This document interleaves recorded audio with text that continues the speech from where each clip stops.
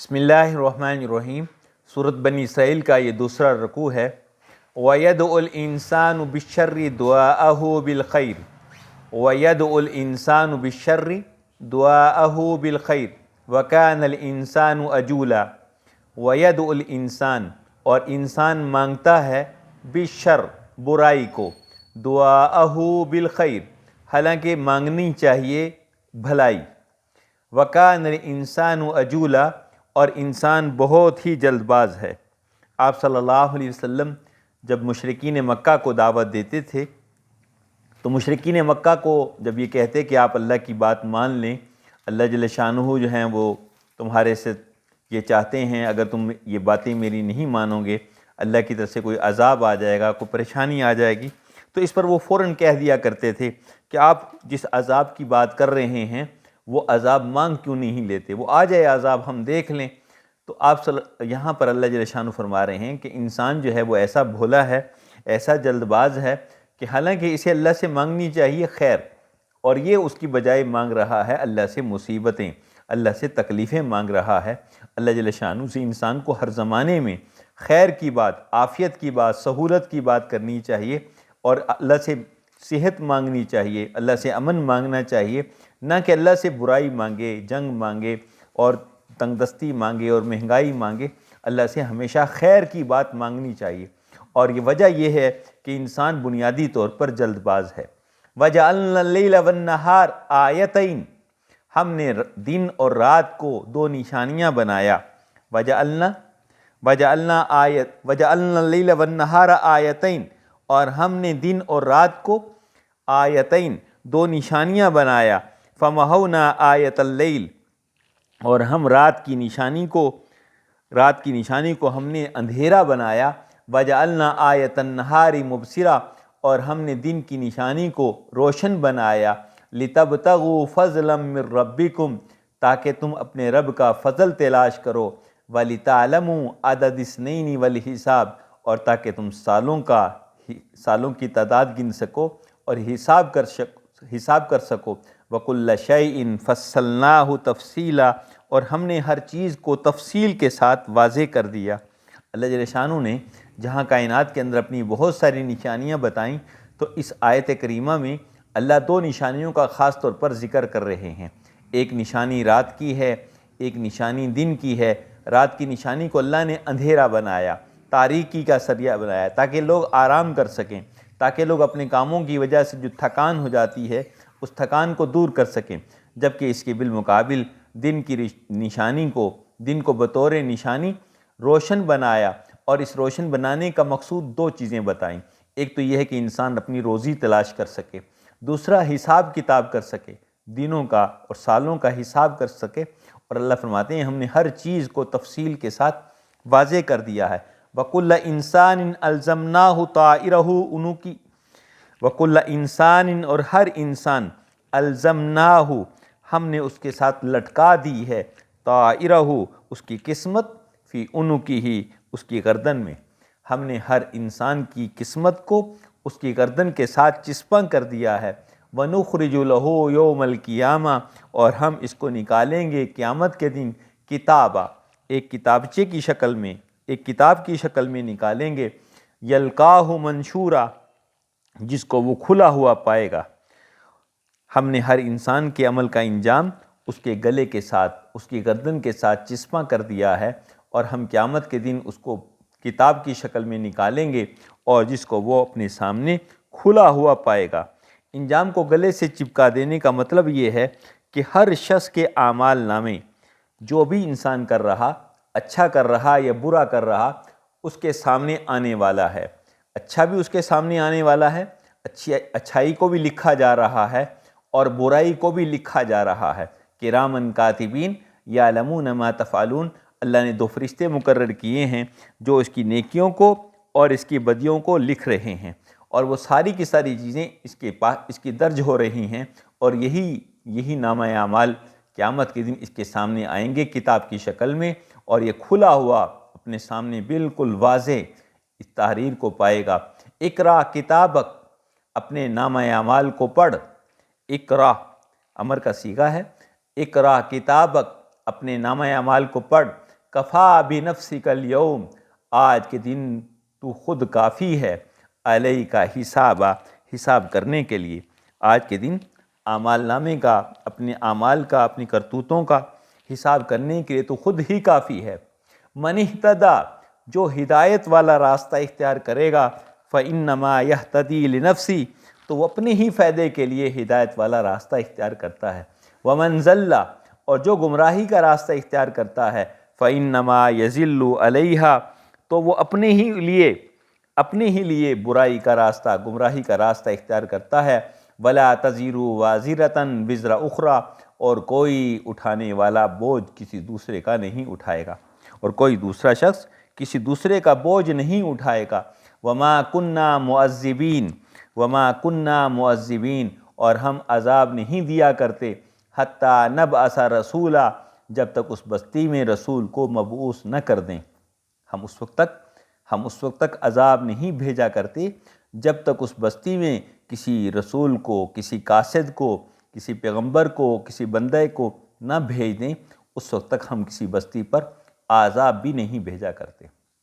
تو یہاں اللہ نے خاص ایک اصول اور ضابطہ مقرر فرما دیا کہ جو راہ راست اختیار کرتا ہے، جو سیدھی راہ پر چلتا ہے، اس کا فائدہ اسی کی ذات کو ہے، اور جو گمراہی والے راستے کو اختیار کرتا ہے، اس کا نقصان بھی اسی کو ہے۔ کوئی دوسرا شخص کسی کے بوجھ کو ہرگز نہیں اٹھائے گا۔ اور اللہ کے ہاں ضابطہ ہے، اللہ کسی قوم کو عذاب نہیں بھیجتے جب تک اس کے اندر کسی پیغمبر کو، کسی ہادی کو، کسی رہنما کو نہ بھیج دیں۔ وَإِذَا أَرَدْنَا أَن نُهْلِكَ قَرْيَةً، وَإِذَا أَرَدْنَا، جب ہم ارادہ کرتے ہیں، أَن نُهْلِكَ قَرْيَةً، کسی بستی کو ہلاک کرنے کا، أَمَرْنَا مُتْرَفِيهَا،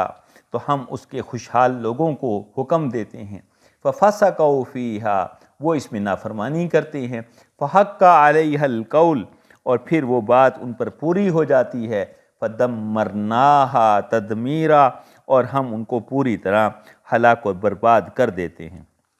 وَإِذَا أَرَدْنَا، جب ہم ارادہ کرتے ہیں، أَن نُهْلِكَ قَرْيَةً، کہ ہم ہلاک کریں کسی بستی کو، أَمَرْنَا مُتْرَفِيهَا، تو اس کے خوشحال لوگوں کو حکم دیتے ہیں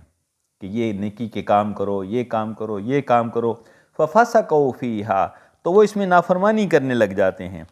فَحَقَّ عَلَيْهَا الْقَوْلُ، تو ہماری حجت پوری ہو جاتی ہے، فَدَمَّرْنَاهَا تَدْمِيرًا، ہم اس قوم کو، اس بستی کو پوری طرح ہلاک اور برباد کر دیتے ہیں۔ تو اس آیت کریمہ میں اللہ نے عذاب کی وجہ بتائی کہ عذاب کب آیا کرتا ہے۔ جب کسی بستی پر اللہ کی طرف سے عذاب آنا ہوتا ہے تو اللہ پہلے اس کی ہدایت کا نظم بناتے ہیں، اس کے خوشحال لوگوں کو خیر کی طرف متوجہ کرتے ہیں، نیکی کی طرف متوجہ کرتے ہیں، لیکن وہ لوگ نافرمانی کی وجہ سے اللہ کے حکموں کی سرمو انحراف کرتے ہیں، تو اللہ کا وہ وعدہ پورا ہو چکتا ہے، اور اللہ پھر اس بستی کو تہس نہس کر دیتے ہیں۔ اور عذاب کی شکلیں اللہ کے پاس بے شمار ہیں، ہواؤں کے ذریعے سے، پانی کے ذریعے سے، اور فرشتے کی چیخ کے ذریعے سے، یا جو ہے زلزلے کی شکل میں، یا جو ہے کوئی اور اس طرح کی شکلوں میں اللہ اس بستی کو برباد کر دیتے ہیں۔ وَكَمْ أَهْلَكْنَا مِنَ الْقُرُونِ مِن بَعْدِ نُوحٍ، وَكَمْ أَهْلَكْنَا مِنَ الْقُرُونِ مِن بَعْدِ نُوحٍ، اور نوح علیہ السلام کے بعد کتنی ہی نسلیں ایسی ہیں جن کو ہم نے ہلاک کیا۔ وَكَمْ أَهْلَكْنَا، کتنوں کو ہم نے ہلاک کر دیا، من القرون، نسلوں میں، من بعد نوح، حضرت نوح علیہ السلام کے بعد، وَكَفَى بِرَبِّكَ، اور آپ کا رب کافی ہے، بِذُنُوبِ عِبَادِهِ، اپنے بندوں کے گناہوں کے بارے میں، خبیرم بصیرا، خبر رکھنے والا اور دیکھنے والا۔ اور آپ کا رب اپنے بندوں کے گناہوں کو دیکھنے کے لیے اور باخبر رہنے کے لیے کافی ہے۔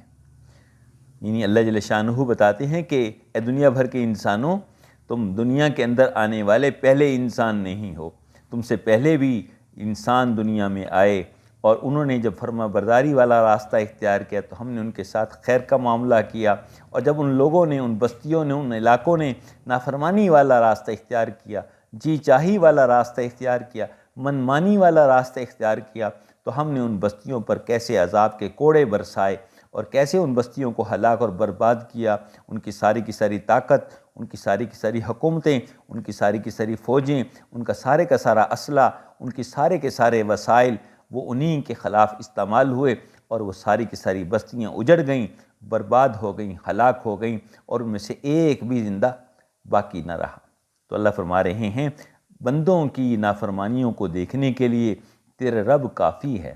جو خبر رکھنے والا ہے، جو دیکھنے والا ہے۔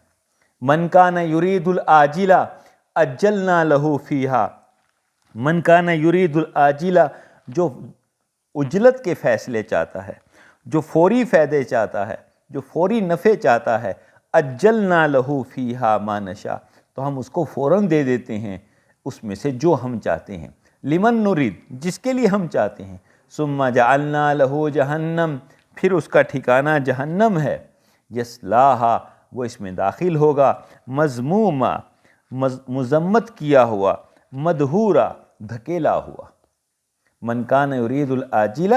جو عجلت چاہتا ہے، جو فوری طور پر فائدے حاصل کرنا چاہتا ہے، عجلنا لہ فیہا، ہم اس کو اس میں فوری فائدے دے دیتے ہیں، ما نشاء لمن نرید، جو چاہتے ہیں اور جس کے لیے چاہتے ہیں،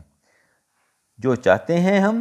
اور جس کے لیے چاہتے ہیں۔ ثم جعلنا لہ جہنم، پھر اس کا آخری ٹھکانہ ہم نے جہنم بنا دیا ہے، یصلاھا، وہ اس میں داخل ہو کر رہے گا، مذموما، ذلت کے ساتھ، مدحورا، دھتکارا ہوا، دھتکارا ہوا، ذلیل کیا ہوا، وہ جہنم کے اندر مذمت کے ساتھ اور دھتکارا ہوا داخل ہوگا۔ ومن اراد الآخرہ، اور جو آخرت کا ارادہ کرے، وسعی لہا سعیہا، اور اس کے لیے ویسی ہی کوشش کرے، وہو مؤمن، بشرطے کہ وہ مومن ہو، فاولئک کان سعیہم مشکورا، تو ان کی کاوشوں کی پوری پوری قدردانی ہوگی۔ ومن اراد الآخرہ، اور جو آخرت کا ارادہ کرے، دنیا کا ارادہ نہ کرے، نفع دنیا کے اندر اگر کسی بھی نیکی پر ریوارڈ دنیا میں مل جائے تو تھوڑا ملے گا، تھوڑا ملے گا اور ختم جلدی ہو جائے گا، لیکن جو نیکیوں پر ریوارڈ آخرت میں ملے گا،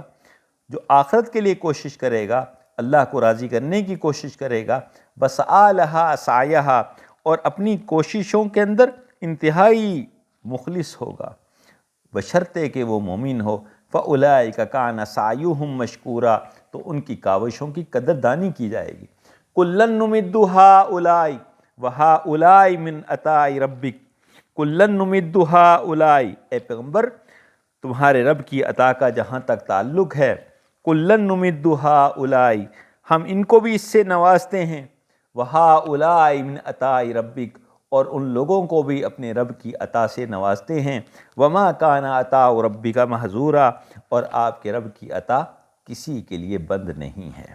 کسی کے لیے بند نہیں ہے۔ اللہ ہر شخص کو کھلا رہے ہیں، اللہ ہر شخص کی حفاظت کا انتظام کر رہے ہیں، اللہ ہر کسی کو صحت کی دولت سے مالا مال کرتے ہیں، اللہ ہر کسی کو امن عطا فرماتے ہیں، اللہ اپنی نعمتوں، اپنی عطائیں ہر کسی کے لیے دنیا میں رکھی ہیں، ہر ایک کو اللہ اپنی عطاؤں سے دیتے ہیں، کسی کو بھی اللہ دنیا کے اندر اپنی عطاؤں سے محروم نہیں کرتے۔ وما کان عطاء ربک محظورا، اور آپ کی رب کی عطا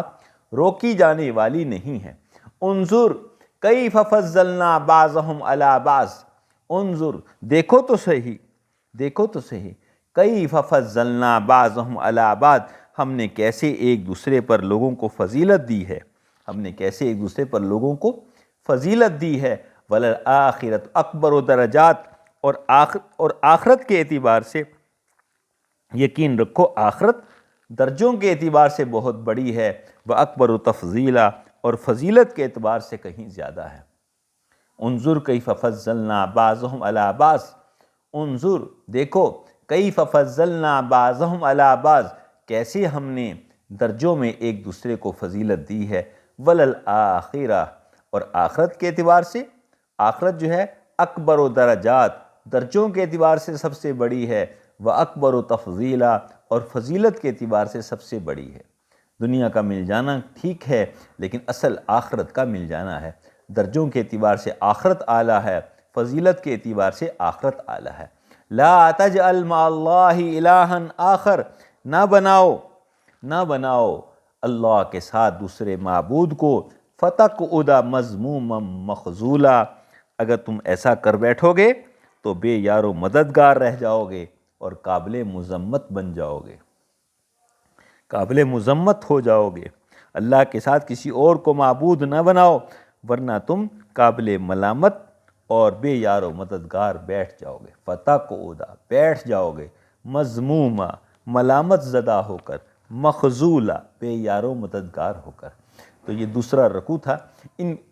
اس رکوع کے اندر جو موضوعات خاص طور پر آئے ہیں ان کے اندر ایک بات یہ ہے کہ اللہ سے انسان کو ہمیشہ خیر کی دعا مانگنی چاہیے، لیکن انسان اپنی جلد بازی کی وجہ سے اللہ سے وہ برائی اور مہنگائی اور عذاب اور جنگ اور پریشانی اور بیماری اور تکلیفیں مانگ بیٹھتا ہے، حالانکہ انسان کو اللہ سے ہمیشہ خیر کی، امن کی، راحت کی، صحت کی دعائیں کرنی چاہیے۔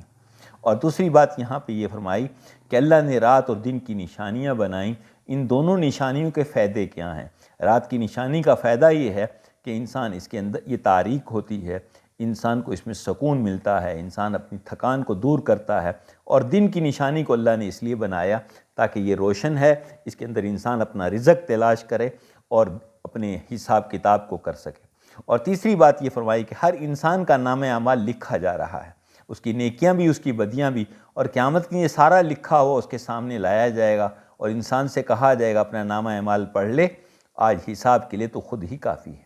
اور اس کے بعد فرمایا کہ ضابطہ یہ ہے کہ جو اچھائی والا راستہ اختیار کرتا ہے، نیکی والا راستہ اختیار کرتا ہے، اس کا فائدہ اسی کو ہوتا ہے، جو گمراہی والا راستہ اختیار کرتا ہے اس کا خمیازہ وہ خود بھگتے گا، اور کوئی انسان کسی دوسرے کا بوجھ نہیں اٹھائے گا۔ اور اللہ کا ضابطہ ہے، اللہ اس وقت تک کسی قوم پر عذاب نہیں بھیجا کرتے جب تک اس کے اندر کوئی ہادی نہ بھیج دیں۔ اور پھر اللہ نے ایک اور ضابطہ مقرر کیا کہ جب ہم کسی بستی کو ہلاک کرنے کا ارادہ کرتے ہیں تو اس قوم کے خوشحال لوگوں کو